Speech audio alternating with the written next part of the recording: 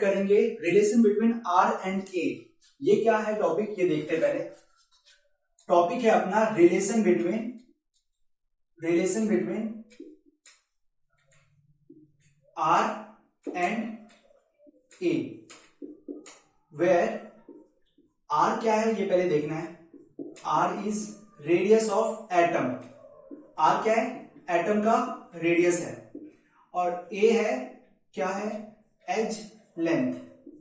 ठीक है, ए क्या है, एज लेंथ है। क्लियर है सबको? ए एज लेंथ है, आर क्या है, रेडियस ऑफ एटम है। इससे पहले मैंने न्यूमेरिकल जो करवाया वो तुम प्रैक्टिस करना, ऐसे टाइप के क्वेश्चन, सॉलिड का फॉर्मूला वाला। अभी तक तुम यही प्रैक्टिस कर सकते हो, सॉलिड के डिफरेंट फॉर्मूला वाले क्वेश्चन होंगे तुम्हारे पास, वो सॉल्व करो। तुम्हारे बुक में भी है, टेक्स्ट बुक में भी है, वो क्वेश्चन सॉल्व करो, एक्सरसाइज के क्वेश्चन सॉल्व करो। देन अपन नेक्स्ट टॉपिक पढ़ते हैं, फिर न्यूमेरिकल्स और नए आएंगे वो करेंगे। लेकिन अभी जो फर्स्ट मेन टॉपिक है ये क्या है, आर और ए के बीच का रिलेशन है। इससे पहले अपन लोग पढ़ क्या चुके हैं, एससीसी, बीसीसी और एफसीसी, ये तीन क्रिस्टल के बारे में ही अपन डिस्कस करेंगे आगे भी। तो इन तीन क्रिस्टल के बारे में 2 पॉइंट पढ़े हैं। क्या क्या पढ़े, इफेक्टिव नंबर ऑफ एटम्स कितने थे, एससीसी में 1 था, बीसीसी में 2 था और एफसीसी में 4 था। नेक्स्ट टॉपिक क्या पढ़े थे अपन लोग ने, कोऑर्डिनेशन नंबर 6 था, 8 था, 12 था। क्लियर है सबको? अब अपन देखेंगे कि एससीसी, बीसीसी और एफसीसी में आर और ए का रिलेशन क्या होता है वो देखना है। ठीक है, देखो स्टार्ट करते हैं। फर्स्ट फॉर एससीसी, एससीसी के लिए सबसे पहले करते हैं कि एससीसी में आर और ए का रिलेशन क्या है। मींस तुमने क्या किया, एससीसी लिया एक simple cubic crystal, simple cubic unit cell लिया और उसमें एटम्स को अरेंज कहां पे रहता है, वहां पे उसमें कॉर्नर्स पे रहता है। कॉर्नर्स पे एटम्स अरेंज कर दिया, ये एटम्स अरेंज कर दिया मैंने कॉर्नर्स पे। ठीक है, एटम्स अरेंज कर दिया और एटम का रेडियस क्या है, सिंगल एटम स्फेरिन, इसका रेडियस क्या है, आर। और ये एज लेंथ क्या है, एज लेंथ ए। तो बताओ ये रेडियस आर होगा, अपन दूसरे मार्कर से यूज करते हैं ये समझाने के लिए। मैंने आर लिया और दूसरा रेडियस ये भी आर होगा ना। इस एटम का रेडियस आर, इस एटम का रेडियस आर और ये कंप्लीट एज लेंथ क्या है, ए। तो क्या लिख सकते हो रिलेशन इन दोनों के बीच में, R plus R gives A, means 2r gives A. तो r is equal to A by 2।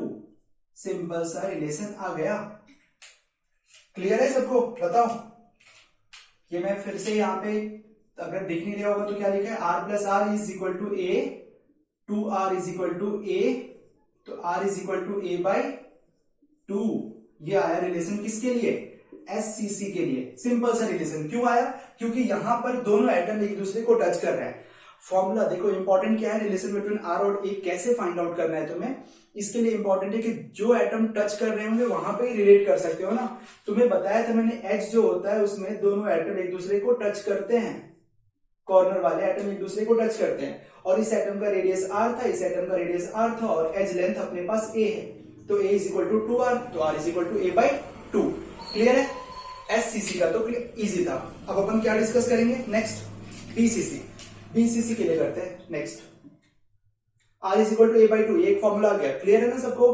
Then next है बीसीसी। तुम लोगों को फॉर्मूला की नेम पता चल रहा है ना, ये क्या था, सिंपल क्यूबिक यूनिट सेल भी बोल सकते हो, सिंपल क्यूबिक क्रिस्टल भी बोल सकते हो। Next body centred cubic unit cell और body centred cubic crystal system भी बोल सकते हैं। तो बीसीसी पढ़ते हैं। अब बीसीसी में क्या होता था, यहां पे तुम ऐसा कर सकते हो क्या, पहले लिख लेते हैं अपन, इनका कैसा होता है डायग्राम वो देख लेते हैं पहले। इसमें ये जो एटम है, यूनिट सेल है, इसमें एटम्स कहां पे अरेंज होते हैं, तो अपने पास एटम्स अरेंज होते हैं कॉर्नर्स पे। ठीक है, एटम्स अरेंज होते हैं कहां पे, कॉर्नर्स पे। कॉर्नर्स के अलावा कहां पे अरेंज होते हैं एटम्स, एटम्स अरेंज होते हैं यहां पर, कहां पर, फेस, सॉरी बॉडी सेंटर पे। ये बॉडी का सेंटर है, क्यूब का सेंटर है, जिसमें इंपॉर्टेंट पॉइंट ये है, मैंने थोड़ा डिफरेंट ये बना दिया।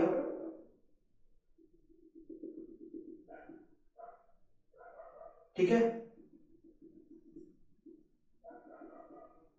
मीन्स बॉडी सेंटर वाला एटम क्या कर रहा होगा, कॉर्नर वाले एटम को टच कर रहा होगा। मैं ये सिखाना चाह रहा हूं जो तुम्हें पहले बताया था। बॉडी सेंटर वाला एटम, क्यूब पे जो सेंटर पे एटम है वो सारे कॉर्नर एटम को टच करता है ना, ये ऐसा बताया था। मीन्स ये सोचो, अब मैं देखो यहां पे समझना क्या कर रहा हूं, इस वाले एटम को इस वाले कॉर्नर को इस वाले कॉर्नर से मैच कर रहा हूं। जब ये वाला कॉर्नर मैच करेगा तो ये इस कॉर्नर को क्या बोलोगे तुम? बॉडी डायगोनल बोलेंगे। ये अपना फेस डायगोनल क्या होता है? एक फेस डायगोनल होता है। फेस डायगोनल का मतलब फेस का ये डायगोनल है, इसे अपन बोलेंगे बॉडी डायगोनल। लेकिन सॉरी, फेस डायगोनल। यहाँ पे क्या बोलेंगे? इस कॉर्नर से ऑपोजिट कॉर्नर पे जा रहे हैं अपन, इसे बोला बॉडी डायगोनल। यहाँ पे कौन कौन से एटम आ रहे होंगे?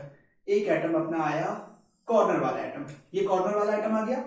जब तुम जा रहे हो नीचे, ठीक है, बीच में क्या आएगा? बॉडी सेंटर वाला एटम आएगा।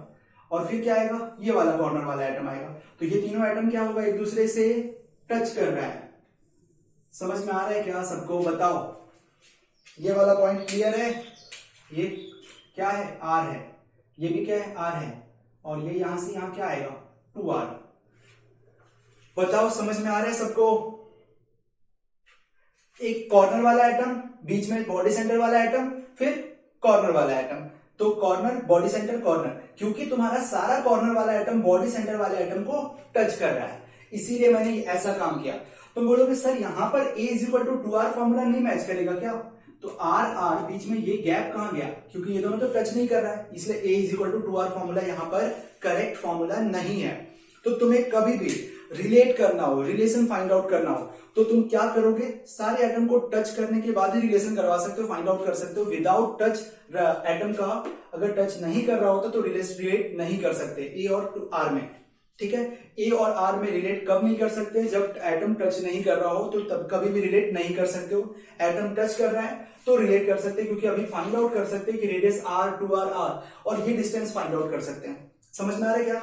मैं इस साइड वाला रब कर दूं, एससीसी का रब कर रहा हूं। बीसीसी को थोड़ा और एक्सप्लेन करते हैं, अगर किसी को समझ में नहीं आया होगा ये डायग्राम, कॉम्प्लेक्स डायग्राम कैसा बना है, तो मैं थोड़ा और एक्सप्लेन करने का ट्राई कर रहा हूं। देखो, हुआ क्या है, अपने पास एक क्यूब है, इस क्यूब के कॉर्नर पे एटम है, कॉर्नर पे, अब मैं ये वाला कॉर्नर लिया मैंने, ठीक है, और इस वाले कॉर्नर पे एटम है। समझ में आ रहा है क्या? साथ में इसके क्यूब का सेंटर ये है, और ये क्यूब के सेंटर पे भी एटम है, और ये सेंटर वाला एटम हर कॉर्नर वाले एटम को टच कर रहा है। इंपॉर्टेंट पॉइंट ये है। समझ में आ रहा है क्या? अभी किसी को क्लियर है? डाउट आ रहा है तो पूछना। और ये जो डिस्टेंस होगा ये क्या होगा? 2r, और ये फिर रेडियस क्या होगा? r। तो यहां से इस कॉर्नर से लेके इस कॉर्नर तक की डिस्टेंस को अपन क्या बोलेंगे? टोटल।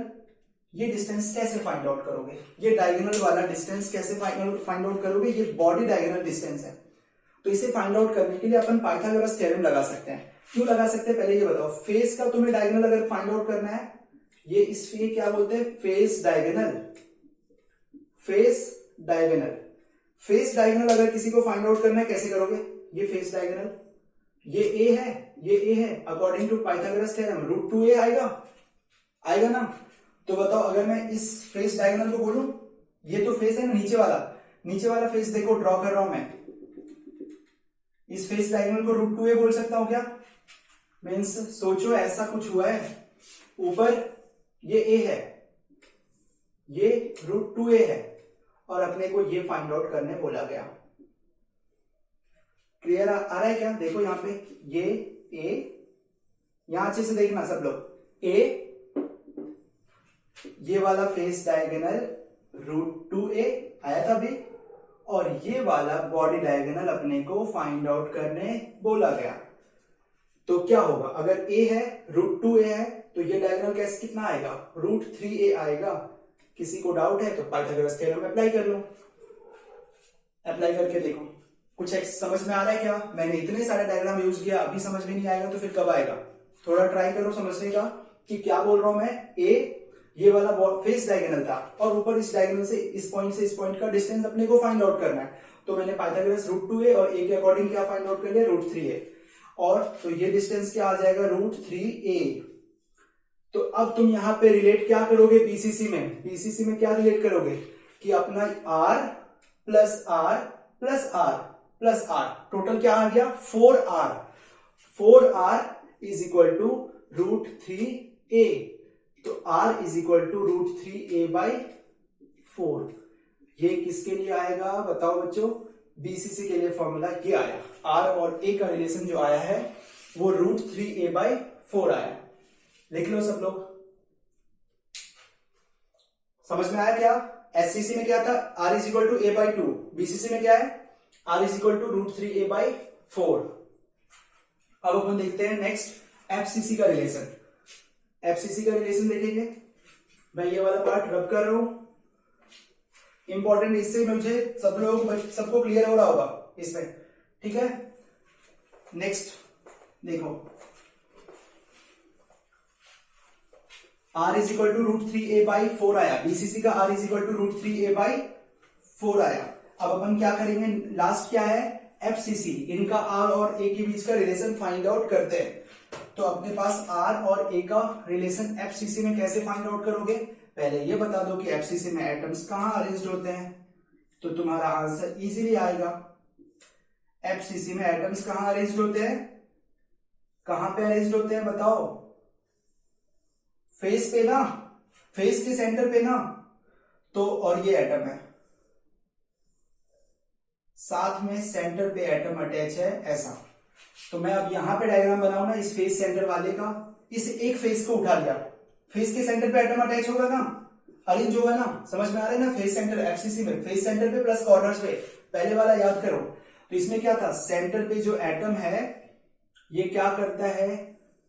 इसके हर फेस वाले कॉर्नर वाले एटम इसे टच करते हैं, लेकिन दो कॉर्नर वाले एटम एक दूसरे को टच नहीं करते हैं। इस बेसिस पे तुम्हारा अब फॉर्मूला बहुत इजी आ जाएगा। तुमने इस फेस डायग्राम को फाइंड आउट किया था, याद करो।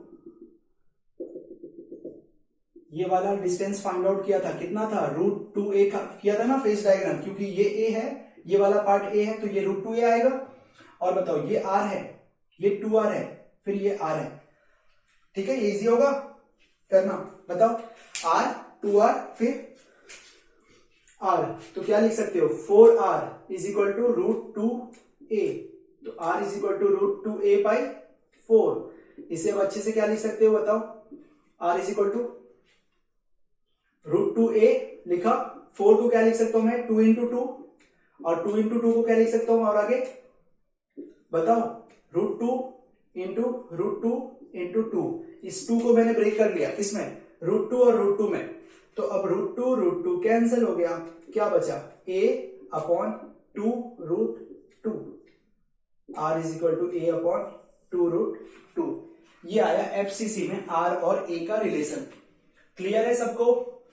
यहां पे मैंने फेस अप्लाई किया, वहां मैंने बॉडी डायगोनल अप्लाई किया था, और सबसे पहले मैं एज लेंथ ही अप्लाई किया था क्वेश्चन सॉल्व करने, आर और ए को रिलेट करने के लिए। एससीसी में आर और ए को रिलेट करने के लिए सिंपली एज लेंथ लिया था, लेकिन बीसीसी में आर और ए को रिलेट करने के लिए बॉडी डायगोनल लिया था जो √3a था, और एफसीसी में आर और ए को रिलेट करने के लिए √2a लिया जो फेस डायगोनल था। रीजन ऐसा क्यों है?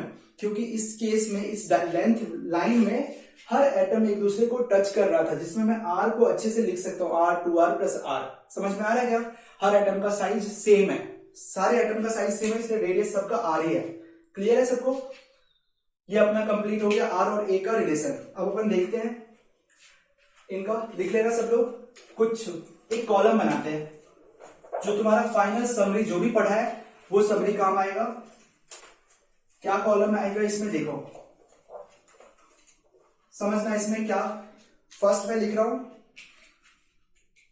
एससीसी, एससीसी, सेकेंड लिख रहा हूं बीसीसी, थर्ड लिख रहा हूं एफसीसी, ठीक है। Simple cubic crystal, simple cubic, body centred cubic, face centred cubic, unit cell या क्रिस्टल, जो भी लिखना है। फर्स्ट आएगा effective number of atoms, first column में इफेक्टिव नंबर ऑफ एटम्स, तुम्हारे लिए रिवीजन है ये। बताओ क्या होना चाहिए? Z। नेक्स्ट आएगा coordination number, coordination number. Third R and A का relation, R and A relation, ठीक है। तो एससीसी में इफेक्टिव नंबर ऑफ एटम्स कितने रहते हैं? 1। बीसीसी में कितने होते हैं? 2। एफसीसी में कितने रहते हैं? 4। कोऑर्डिनेशन नंबर एससीसी में क्या होता है? 6। बीसीसी में 8, एफसीसी में 12। आर और ए का रिलेशन क्या होता है? Are is equal to A by 2। BCC में are is equal to √3a/4 अभी लिखवाया था, ये फॉर्मूला है, एग्जाम में आ सकता है। ए दे देंगे, आर फाइंड आउट करने रहेगा, बीसीसी क्वेश्चन में लिखा रहेगा, क्वेश्चन में बीसीसी लिखा रहेगा और तुम्हें आर फाइंड आउट करना होगा, एज लेंथ देंगे, ए इज एज लेंथ और आर क्या है? रेडियस, ठीक है। और इस केस में are is equal to a/2√2। Clear है? ये सारे फॉर्मूला सबको याद होने चाहिए। और अगर किसी को याद नहीं होगा तो तुम खुद से फॉर्म कर सकते हो ना, कैसा एससीसी, बीसीसी, एफसीसी अगर दे तो आर और ए के बीच में रिलेशन खुद से फाइंड आउट कर लो। अगर जिसे याद करने का मन नहीं होगा वो खुद से ट्राई कर सकते हैं, फाइंड आउट करो, फॉर्मूला रटना नहीं होगा। क्लियर है सबको? अपन लोगों ने इस 3 कॉलम को अभी तक पढ़े हैं। नेक्स्ट टॉपिक होगा अपना पैकिंग फ्रैक्शन, जो नेक्स्ट लेक्चर में पढ़ेंगे। पैकिंग फ्रैक्शन, अभी तक तुम्हें जो भी क्वेश्चंस बताया गया है इससे रिलेटेड क्वेश्चन सॉल्व करके देखना और साथ में एटम्स का जो आयनिक सॉलिड बताया गया, सॉलिड के फॉर्मूला वाले क्वेश्चंस कर लेना, ठीक है। Okay, thank you.